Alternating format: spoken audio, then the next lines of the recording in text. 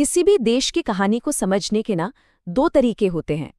एक है बड़े बड़े आर्थिक आंकड़े जो हमें पूरी तस्वीर दिखाते हैं, और दूसरा है रोज की भागदौड़ भरी खबरें जो उस तस्वीर के छोटे छोटे बिखरे हुए पिक्सल की तरह होती हैं।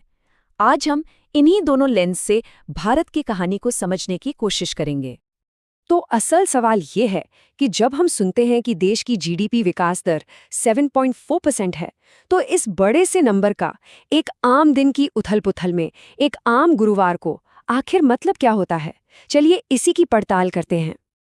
तो चलिए सबसे पहले उस कहानी की बात करते हैं जो ऑफिशियल है, जो हमें इकोनॉमिक सर्वे 2025-26 के आंकड़ों से मिलती है।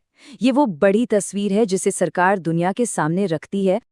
सबसे पहले ये बड़ा आंकड़ा देखिए, 7.4%।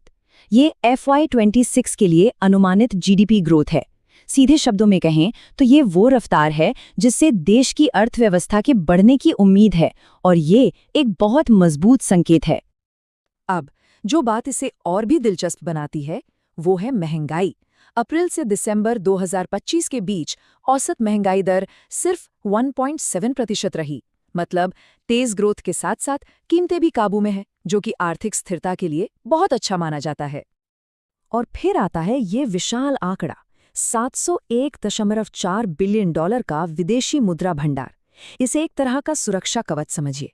मतलब दुनिया में अगर कोई आर्थिक उथल-पुथल हो भी जाए तो हमारे पास एक मजबूत बफर है जो झटकों को सह सकता है। तो ये तो हुई साफ सुथरे आंकड़ों की कहानी। अब देखते हैं कि 29 जनवरी 2026 के दिन जमीनी हकीकत क्या थी, जो खबरों की सुर्खियों में दिखाई दी। ये वो हिस्सा है जहां पिक्सल तस्वीर में आते हैं। तो उस दिन की एक बड़ी खबर राजनीति से जुड़ी थी, जहां चंडीगढ़ को एक नया मेयर मिला। उसी समय वाराणसी से एक अलग तरह की खबर आई। वहां छात्रों के गुटों में झड़प हुई। ये दिखाता है कि रोजमर्रा की जिंदगी में तनाव और संघर्ष भी मौजूद हैं। और फिर सुरक्षा से जुड़ी एक चिंताजनक खबर जिसने दिन की अनिश्चितता को और बढ़ा दिया।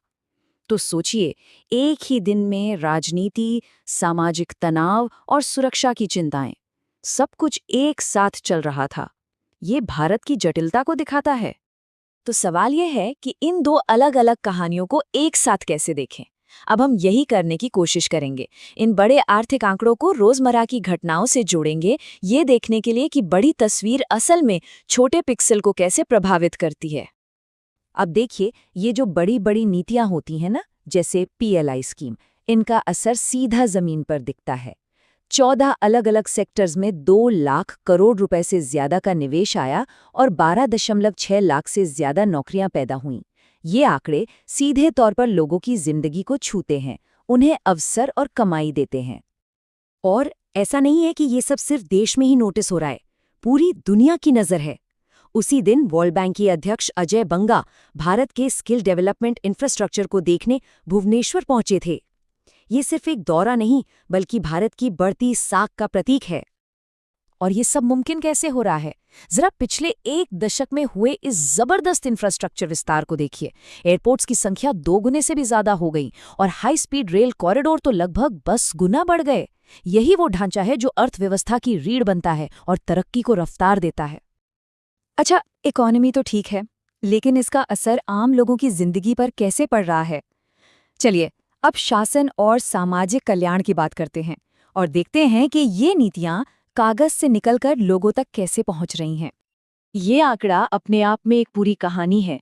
देश में बहुआयामी गरीबी का 55.3% से गिरकर सिर्फ 11.28% पर आना, ये राष्ट्रीय नीति की एक बहुत बड़ी और लॉन्ग टर्म उपलब्धि है, जिसने करोड़ों लोगों को गरीबी से बाहर निकाला है।